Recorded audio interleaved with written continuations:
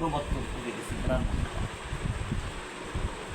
ব্রাহ্মণদেরকে জিজ্ঞাসা করতো যে এই 31 দিনে কী করে শ্রাদ্ধ হবে, কোন কারণের জন্য হয়।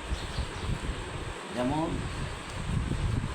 শূদ্রের জন্যে ব্রাহ্মণরা নির্দিষ্ট 11 দিন, আর বৈশ্যের জন্যে বিধান দিয়েছে 17 দিনে, আর ক্ষত্রিয়ের জন্যে বিধান দিছে 31 দিনে, আর ব্রাহ্মণদের জন্য বিধান দিছে 11 দিনে। ব্রাহ্মণরা কিন্তু 11 দিনের শ্রাদ্ধ।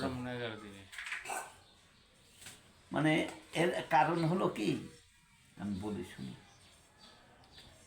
আগে পিতামাতা মরে গেলে ব্রাহ্মণ আসলে পরে তাদের প্রতিদিন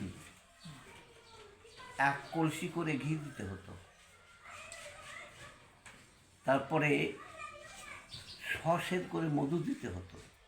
এইরকম করে প্রতিদিন প্রায় 2-3 হাজার টাকার জিনিস তাদের দিতে হতো। তারা দেখলো যে শূদ্র যারা, এরা তো গরিবরা দিতে পারবে না, এই জন্য ওদের বিধান দিল 11 দিন।